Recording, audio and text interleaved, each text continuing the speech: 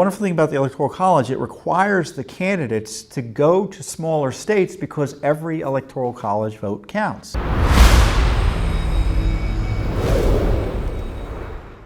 The left isn't happy just to overturn our constitutional system of government through the illegal removal of the President of the United States.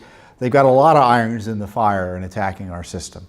And one of the irons in the fire is undoing the Electoral College, which is the result of a compromise among the Founding Fathers to ensure the Constitution was enacted and set up.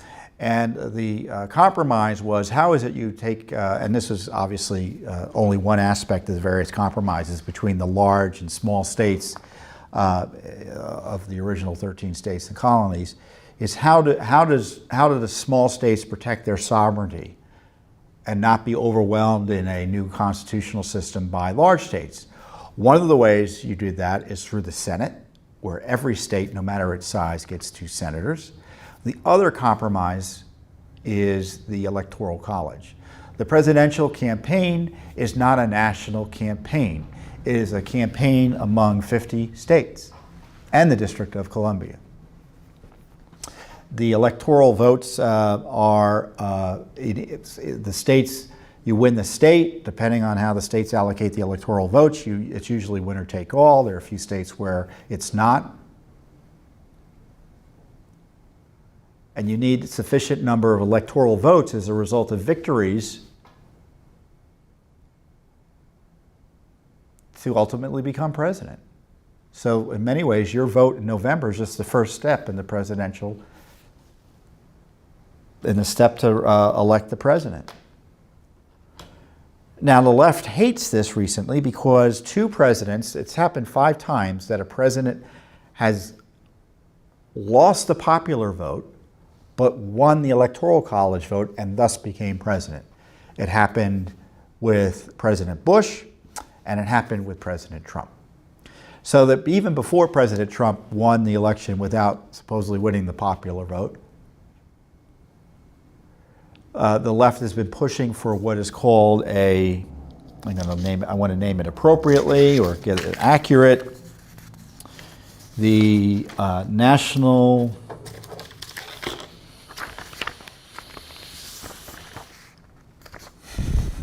what's it called? The National Popular Vote Interstate Compact.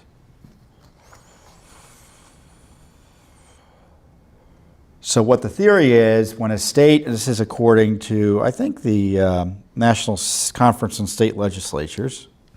So when a state passes legislation to join the National Popular Vote Compact, it pledges that all of the state's electoral votes will be given to whichever presidential candidate wins the popular vote nationwide, rather than the candidate who won the vote in just that state. And these bills would take effect, or the laws would only become meaningful, only when the states with a majority electoral votes have passed similar legislation and joined the compact. So what that means is, until they get those sufficient number of states, there's no change in the way electoral votes would be allocated. Now, this is a threat to our constitutional republic. That's not the way the founders set up the system. That's not the way the Electoral College is supposed to work. I mean, you can think of the number of objections to that.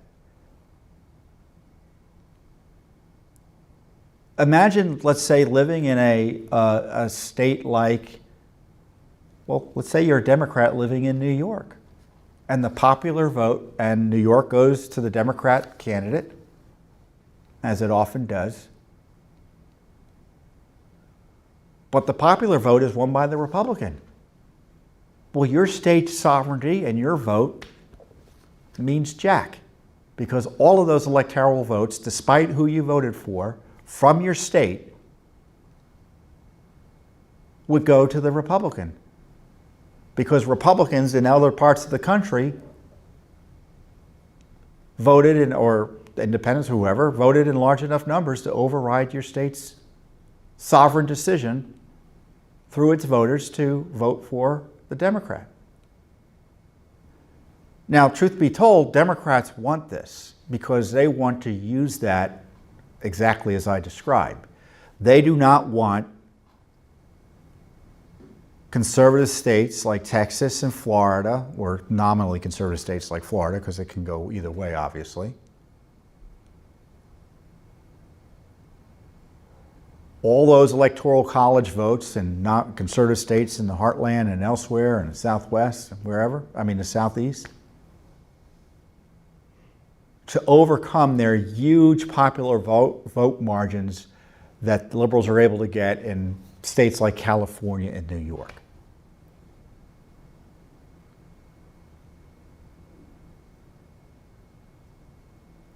So in essence, it would undo the compromise that our founders initiated, or that was resulted in our Constitution.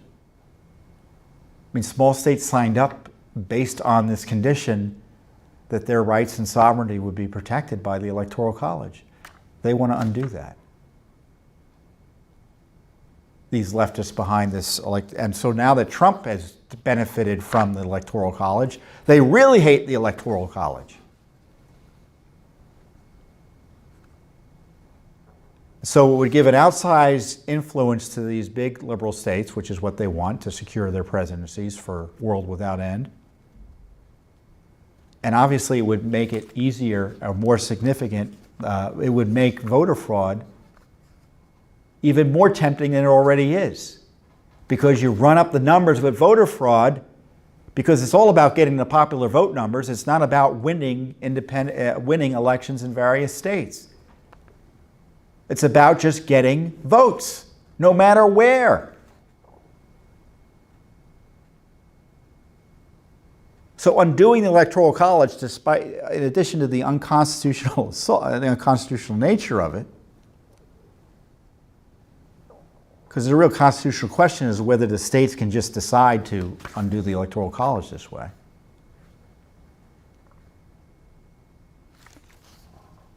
It would encourage voter fraud and really just undermine our elections.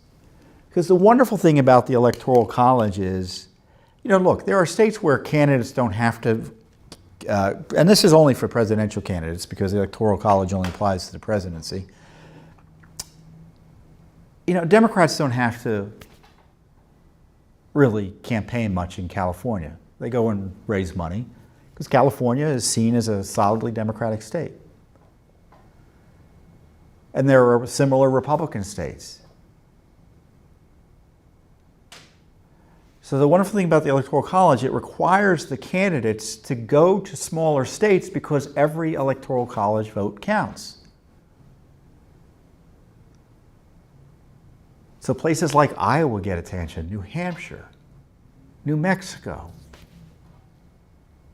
States with 1, 2, I think the minimum is 3 Electoral College votes. I don't know if each state has 3 Electoral College votes that I just named, but you get the picture. So it ensures that regional interests and state interests are at least acknowledged during the campaigns. That's the genius of our Constitution, and the left hates it because it gets in the way of their power, their quest for power. Thanks for watching. Don't forget to hit that subscribe button and like our video down below.